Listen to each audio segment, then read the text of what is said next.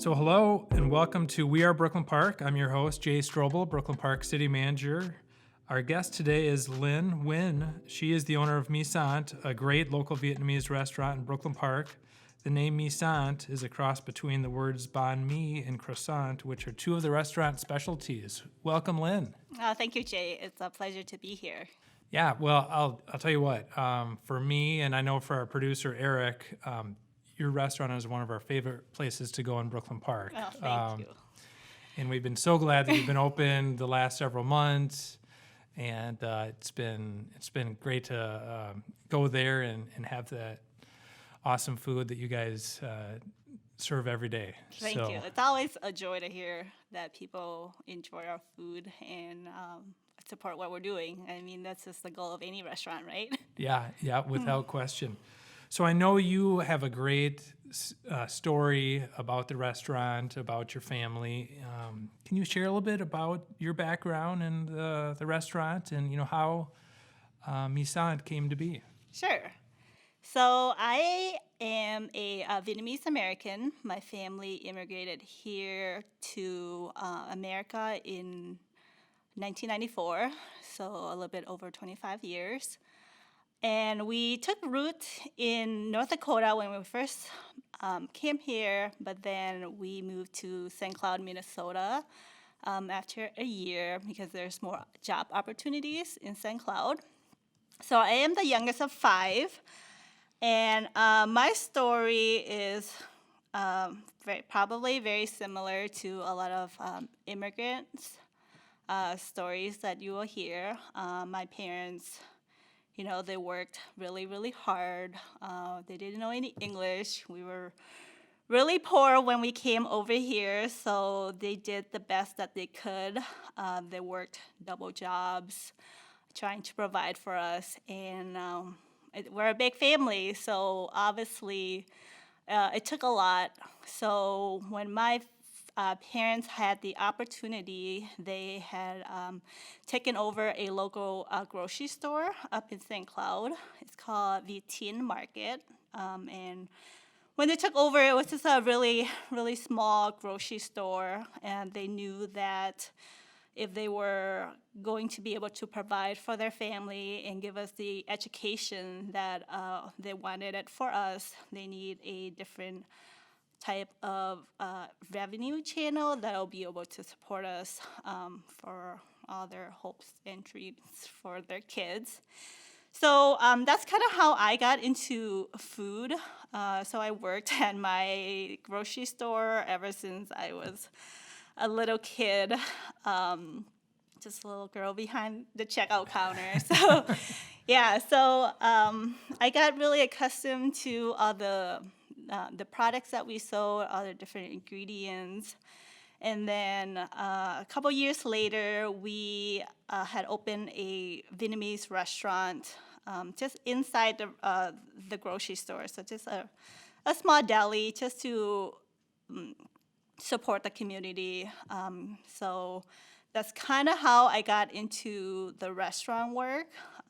So I don't have any proper culinary education. So most of my cooking just comes from watching my family cooking at home and cooking in the restaurant and just learning and observing them growing up.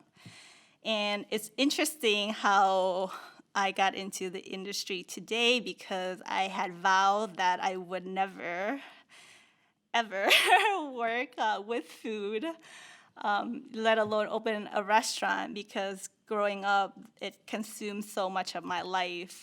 Never really had, summer vacations, just always working and helping out the family as much as I could. So after I graduated college, I started working in a variety of different fields.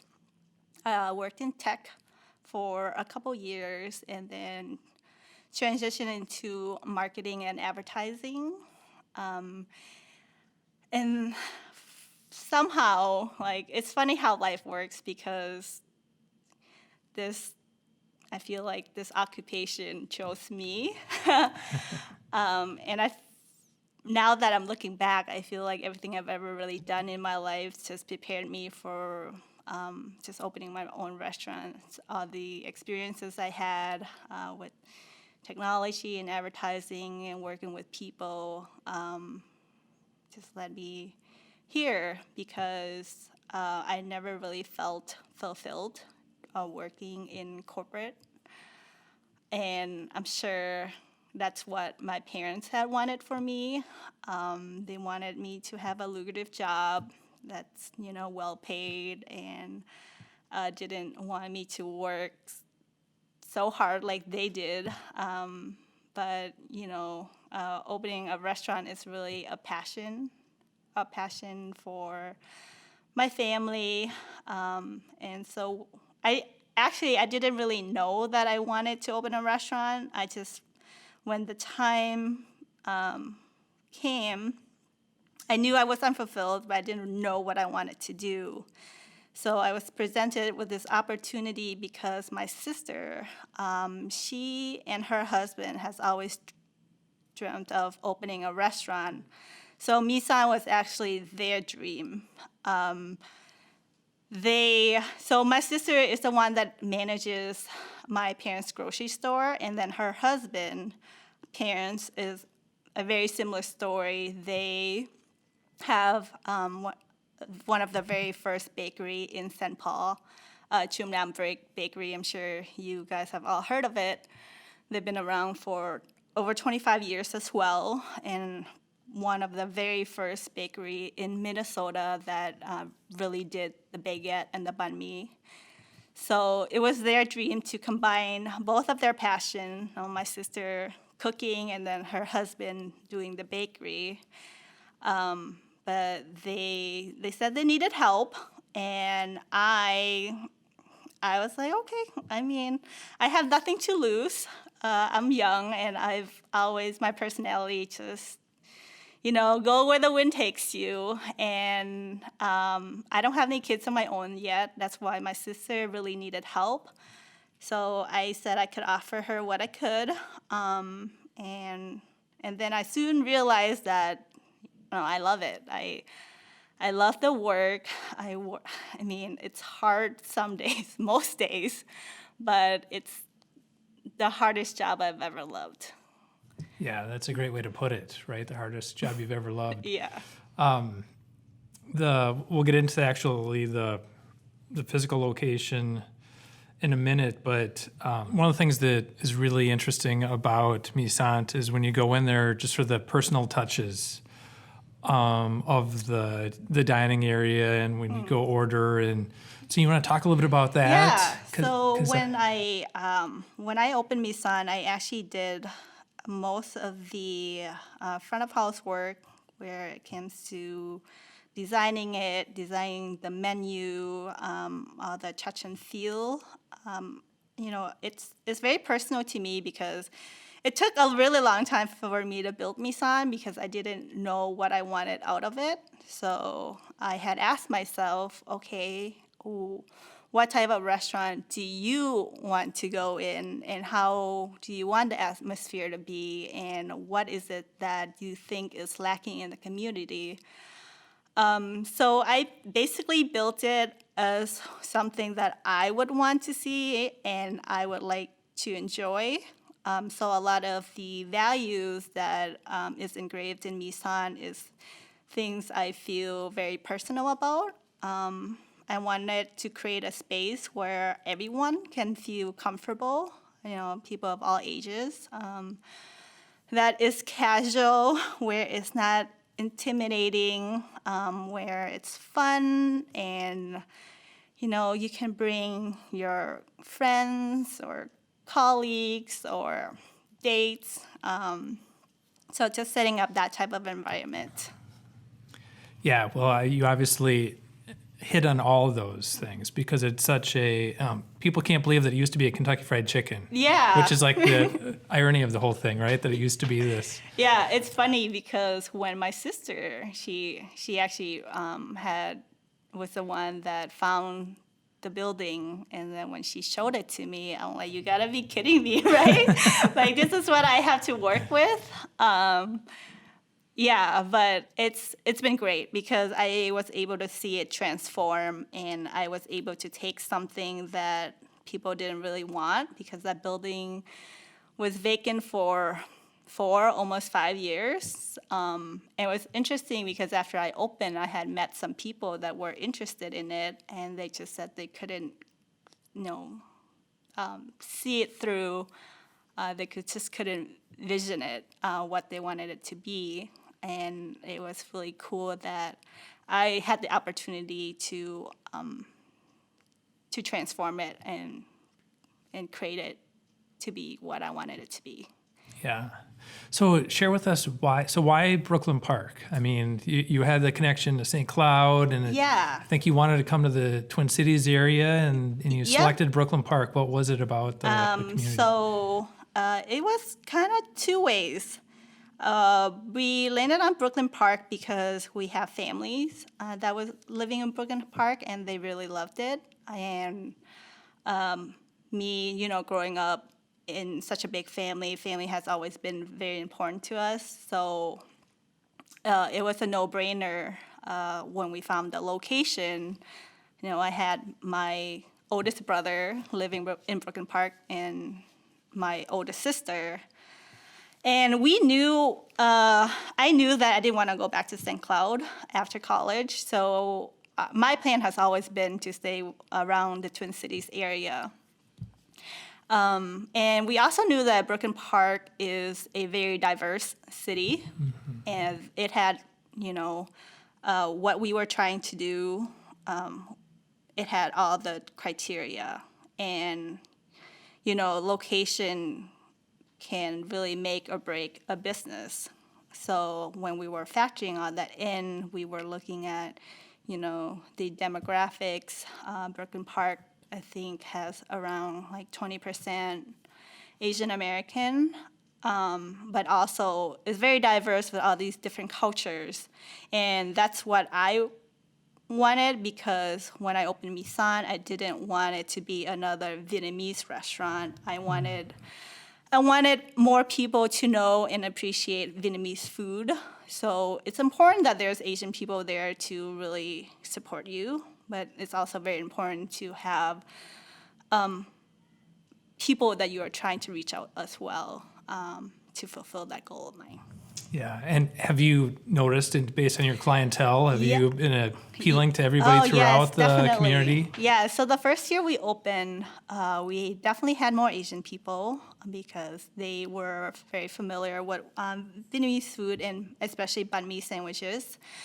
But now our clientele has grown so much that it's like all across the board, and it's really great for me to see that people actually know what banh mi sandwiches are, and they come to appreciate Vietnamese food, and I think that made me feel like I've met my goals. Right. Yeah. Well, I know for Eric and I, some of our coworkers, Mi Sant is one of our favorite places to go. So you've definitely won over the folks in thank City you. Hall and so on. The other thing I was going to mention, I did a little research and looked at a number of pages that talked about reviews of your restaurant, and they're all phenomenal. I mean, they're all, on a scale of 0 to 5 or 1 to 5, they're all between 4.5 and 5. If you look at Google, Yelp, TripAdvisor, Restaurant J, Facebook, just phenomenal reviews. So I'd love to read a few, and then just to hear what some of your clients are saying about you, and just to get a little reaction from you. This is actually from Yelp. So this particular one said, "Wow, a friend and a cousin recommended that I try this place out and told me that I would not be disappointed. They were so right.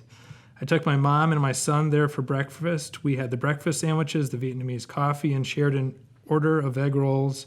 Everything was so delicious. We didn't try any of their almond pastries, so I need to go back for them. I also want to go back for lunch because those menu items look delicious as well. Totally amazing what they have done with an old Kentucky Fried Chicken building. It was clean and artfully decorated. They have a drive-through for those who want to eat and run. Love, love, love." And that was from Dawn in Brooklyn Park.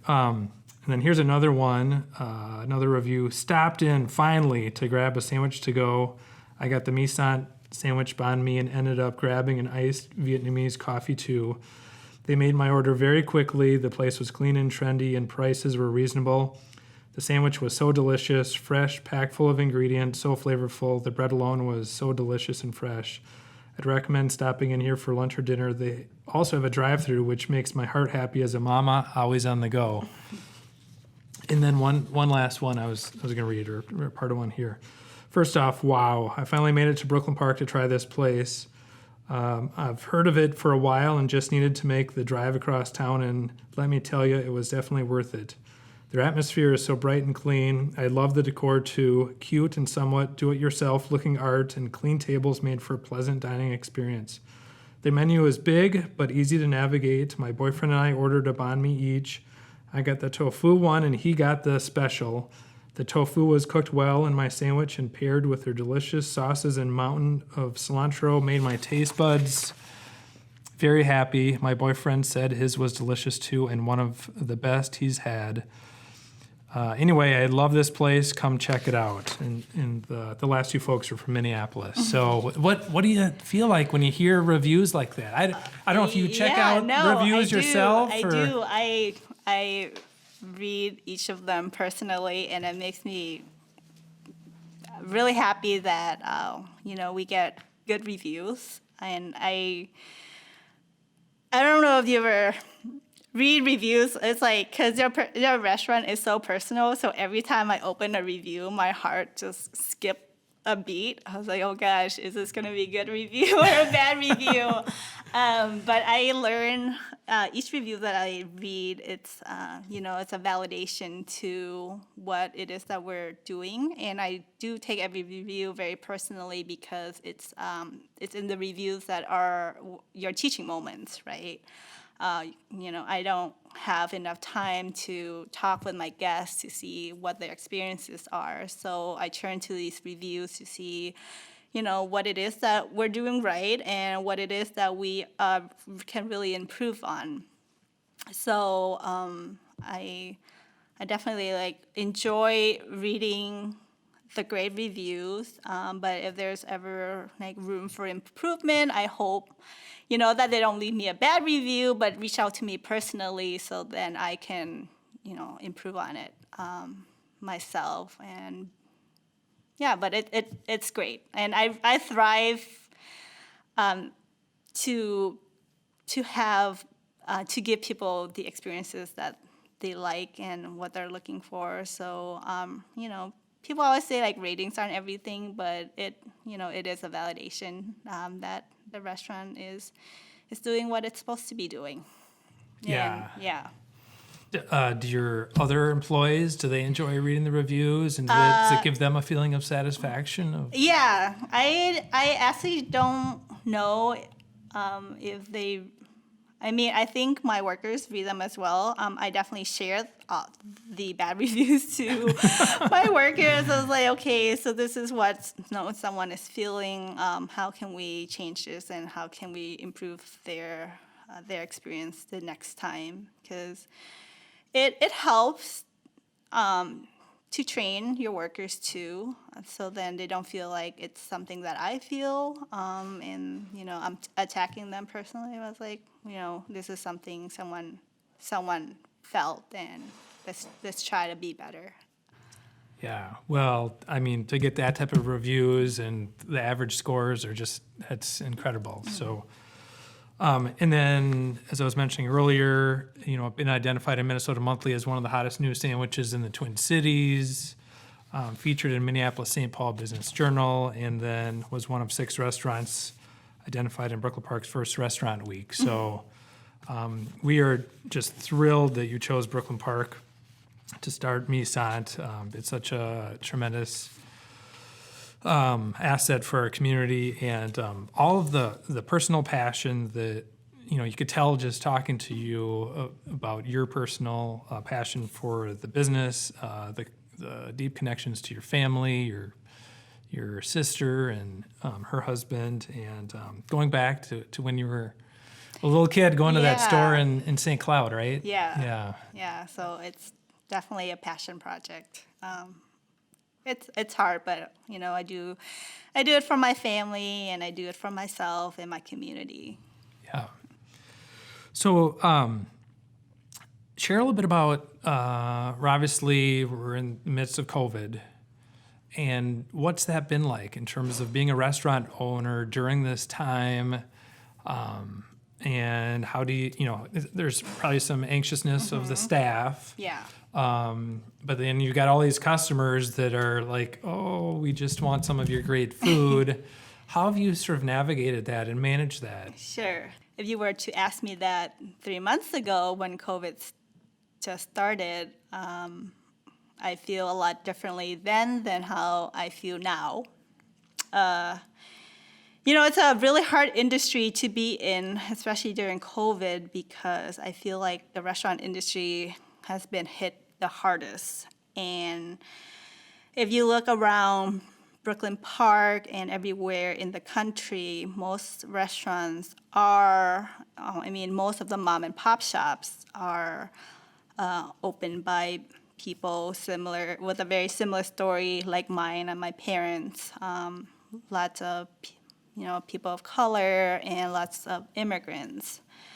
So, I get the chills every time I think about it, because I am one of the luckier people where COVID definitely had impacted our business. When COVID started, like, no one really knew what to do. It's like this giant curveball, and that no one had the answer to. And I was watching the news every day, following seeing what's happening around, Brooklyn Park and in the state and the country, and just to see, like, okay, how is other people responding to this? And then and it's being in that leadership position, everyone is looking towards you for the answer. And quite honestly, Jay, during that time I didn't know what the right answers were. You have to take into account for the safety of your guests, the safety of your workers, all while trying to make your business stay afloat. And it was a very difficult time to navigate. I'm very lucky I had a really strong team behind me. But yeah, those first month was probably the hardest month I've had ever experienced. On March 17, we decided to close our dining room for the safety of our guests and our workers. And within that first 2 weeks, I lost half of my staff.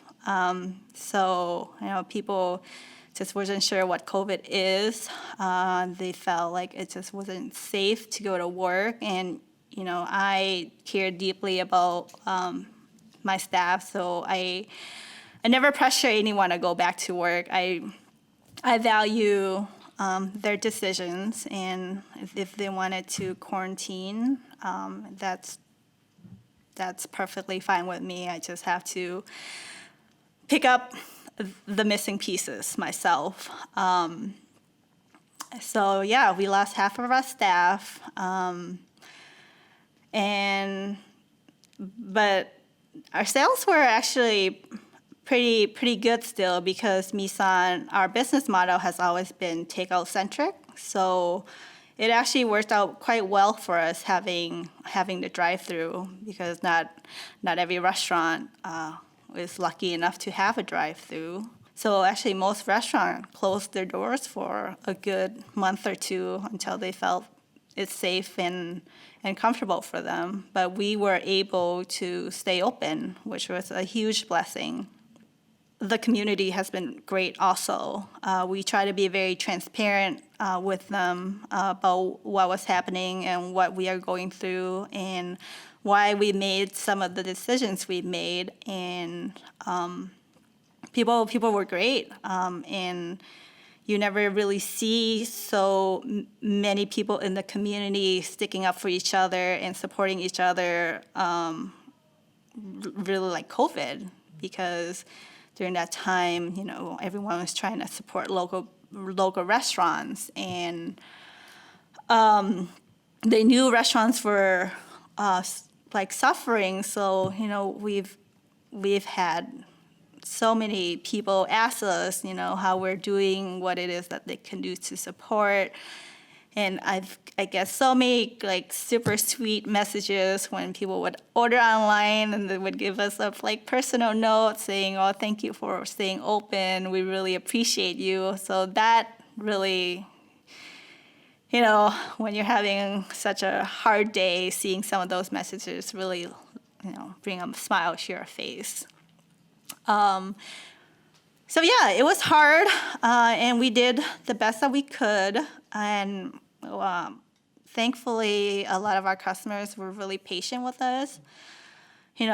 We only did drive-through for the first 2 or 3 months, and wait time were, a lot longer than normal, and people were very understanding of that. And, we've never had lines go out to the street, and it was like that, like every day. And it was so great seeing all the support, and then, you just feel like so anxious, like, oh my God, people are waiting an hour for their food, and you're just like, oh, I'm working the best that I can, but there's only so much you can actually do for them. But, it's been great. And now that things have kind of settled a little bit, and we've learned, how to navigate the new normal. It's been good. We are able to get back 100% of our staff. So, yeah, and we were able to hire new people to come in and help us. So it's been great. Wow, Great now. yeah, quite a story. Yeah. I know you had mentioned supporting local restaurants. I know we did a big push, our communication teams did here at the city, to try to encourage folks, residents, to support the local businesses, because without that support, we know that the businesses are going to close down. And there's a lot of fabulous restaurants and other establishments and people's livelihoods at stake. Exactly, and it breaks my heart every time I hear a restaurant had closed due to COVID, because it's nothing that they really did, and it's just a sucky time and place to be in. And like I told you before, many folks in the restaurant industries are people of color who are not educated. And when I tell you that I'm lucky, and I feel like all my experiences brought me here to this day, because I am able to leverage technology and leverage, communication, and having the support of the community, whereas other mom and pop shops, they don't have that. They've run the restaurant how they know how to run a restaurant, the best that they could, and they use their labor as, profit, but they don't have access to technology like I do. They don't speak the language, so it's kind of hard to give them the support, and not knowing how you can support each other. And when you see them close and suffer, it really breaks my heart, because that is their whole livelihood. And they've only opened the restaurant to be able to support their families. And it's just a really hard time to be in. But Is there a network of or support system or resources for restaurants in the area or in the Twin Cities that have sort of emerged or were established before COVID? I'm being so new in the restaurant industry. Mi Sant's only been open 2 years, so not that anything that I've known prior to COVID. But definitely seeing restaurants sticking up for each other. And I know there has been some organizations or just nonprofits that doing great volunteer work to help restaurants. Yeah, I read this really cool article last night. It wasn't in Minnesota, but it was for New York. And similarly, people saw that Chinatown restaurants were suffering a lot. So the younger folks that love the food of Chinatown got together and shared their talents and was able to help these older folk, get on the web, sign up with deliveries, and doing services that they would never have done prior. Yeah, so I'm sure there's great work. Yeah, that's a great story. Happening all over the country. Yeah, amazing story. Well, I know Brooklyn Park's so thankful, and your guests are so thankful that you were able to figure out a way to navigate some of those, like you said, those public health guidelines would change on a pretty constant basis. Yeah. And every day I would get a new email. And it was a little hard to stay on top of it, because you would get different health guidelines, and then Governor Walz would come up with like new procedures that we were supposed to follow, and I feel like every day it was changing, but. Yeah, we can relate in City Hall with all the changing regulations we had as well. So. I'd love to turn the page to talk a little bit about, for folks who may not have been to Mi Sant, where you're located. I've got your menu here. Maybe we could talk about that a little bit. And so in terms of the location, do you want to share a little bit about how people can find Mi Sant and any social media you want to talk about? Yeah, so we are located on the Edinburgh, 8540 Edinburgh Drive, right by the Festival Foods, right off Highway 252. So it's pretty easy to find. We are pretty active on all the social medias. So we have a Facebook and an Instagram, and Google and Yelp, and our website. We try to stay very, very current. We would do any updates via our website and all the social media channels. Great. Yeah, it's easy to find and very convenient, whether you need something quick and you want to go through the drive-through, or eventually once the dining area opens, you can eat in as well. Yes. So talk a little bit about your menu. I've had a few things. I tend to, when I find something that I love, I tend to go back to the same thing. Although you encouraged me at one point to have a bubble tea, so I've had a bubble tea as well. Yeah. But I've had some of your bahn mi sandwiches, and I love the bowls that you guys do. But what's your favorite thing on the menu, or one or two things that are your favorites? And then what do you, in terms of your clients, what are some of the favorite things that they love? And I know that you offer, what's really unique about about Mi Sant is that you have offerings for breakfast, lunch, and dinner. Yeah. So all the items on the menu are staples in the Vietnamese cuisine. So we specialize in banh mi sandwiches, and that is by far our most popular and my personal favorite item.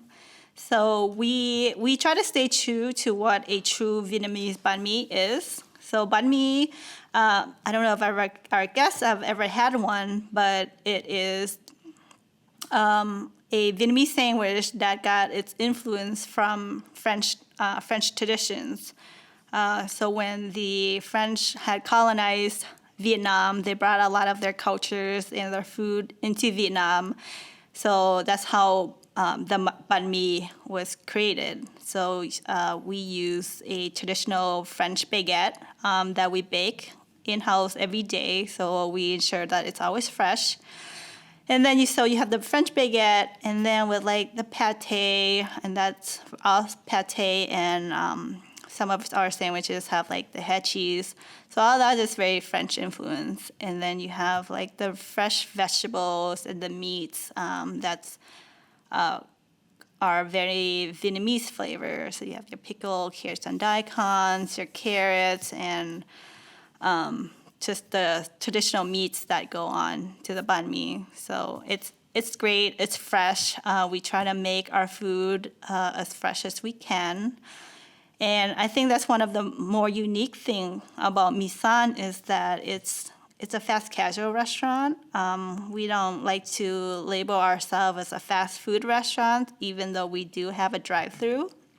Our drive-through is really more for the convenience of the customer, but we still try to hold true to making the food as fresh as we can, obviously as fast as we can, not as fast as fast food restaurants, but we try to really give our customer quality food, and that's what is so special about Mi Sant, is that you're getting quality food that's made fresh every day at a fraction of the time. So, yeah, so banh mi sandwiches for sure. If you've never tried it, that will be the thing I would recommend the most. Also, our croissants are to die for. We also make those fresh in-house. We have a variety of different flavors. And then the bowls and spring rolls are really popular too. Bowls are just easy to eat, and then spring rolls they're so like fresh, and it's just not heavy. So great lunch items. And your menu has it largely remained the same since you opened? Yes. So we try to keep our menu. So our menu is like small in a way where there's not like a huge variety to choose from. So we try to keep each category as easy to navigate as possible, but we do try to give you as many choices as we can offer. During COVID, my family had pushed me to do a smaller menu, and then I was just like, no, I don't feel right, because everything on the menu is pretty popular, and some people just like love these certain things, so it just didn't feel right making this menu smaller, just so I wouldn't disappoint our customers. Well, everything, like I said, everything I've tried there has been fabulous. And then you have a lot of different options in terms of drinks too. Yeah. Do you want to talk about that? Yeah, our drinks are very fun. One of the most popular drink item is the Vietnamese coffee. So it's made with like a French film, also a French influenced coffee. So it's like a slow drip coffee with condensed milk, and the coffee we use has chicory in it, so it's a little bitter, but also very sweet and super strong. So one coffee is good for the day. Yeah. Get you set up for the day. Yeah, That's but we awesome. also have a variety of bubble teas as well, and bubble teas are just so fun to drink because there's so many different flavors, and then you get different the little bubble. They literally are the little and different type of toppings, and kids and so does adults love the bubble teas. Yeah. So we try to have something for everyone on the menu. Yeah, this is clearly making, I think, me and Eric very hungry and thirsty at the moment. I was there last week and had a banh mi sandwich, a lemongrass chicken one, and yeah, never disappoint. That's for sure. So why do you love? You talked about why you selected Brooklyn Park, and now that you've been here, so why do you love Brooklyn Park? I mean, what has it been about this community that's really made a connection with you? Ever since, we've had so many challenges since the opening of our restaurant, especially during COVID. And during COVID it made a testament to us why we love the community that we're in, just because the people are so supportive, and they're just the nicest people you will ever meet. And Brooklyn Park has a very strong sense of community, and I feel like it's doing a great job involving, doing this program, for instance, just trying to find new ways to reach out to the community, to its people, and I feel like Brooklyn Park really cares about the members of their communities, and I've had people from the city reach out to me personally during COVID and ask me how my restaurant is doing. I think the city of Brooklyn Park was giving out grants to small businesses. I felt like I personally didn't need that grant, so I wanted to give it to people that actually need it way more than I did. But just like small programs like that, and just it's things here and there that just makes me feel like the community is great and it really cares about its residents. Yeah.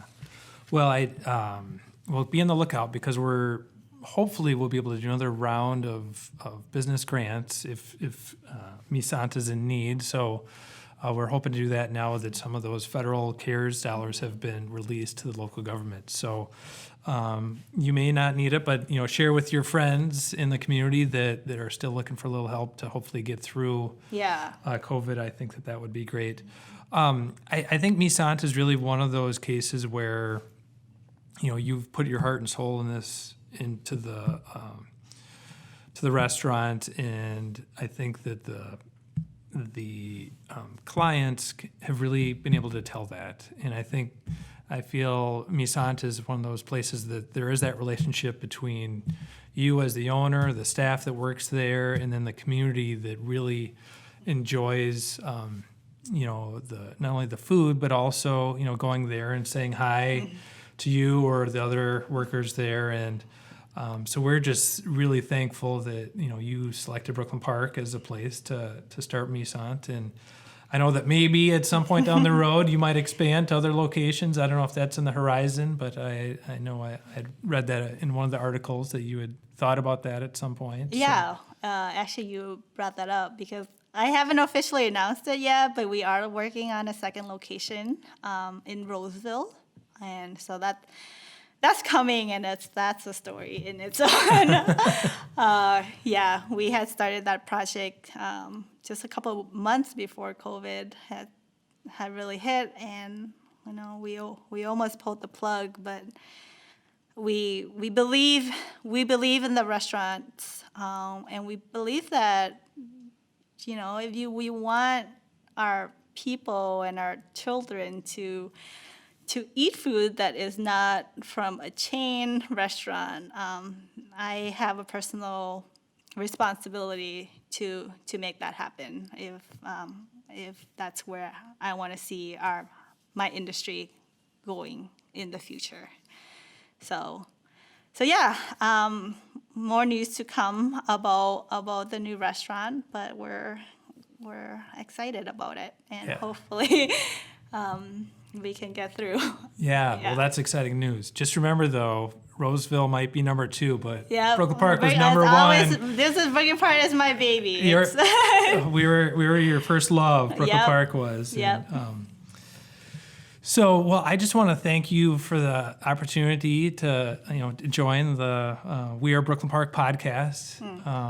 It's been a delight to learn a little bit more about you, Lynn, and about the restaurant, and about how you've navigated COVID and kind of your plans for the future and everything. So I just want to thank you again for this opportunity. No, thank you, Jay, for having me. And, it's just, we've only 2 years in, but I see our future here for a very long time, and we don't plan on going anywhere. And we love Brooklyn Park, and we hope people keep coming. Yeah, well, I'll be there next week, without question. But so let's thank again our guest, Linh Nguyen. You can listen to the latest episodes of We Are Brooklyn Park on our YouTube channel or online at www.brooklynpark.org/podcast. And this is Jay Strobel, your host. Thank you so much. Thank you, Jay. Bye.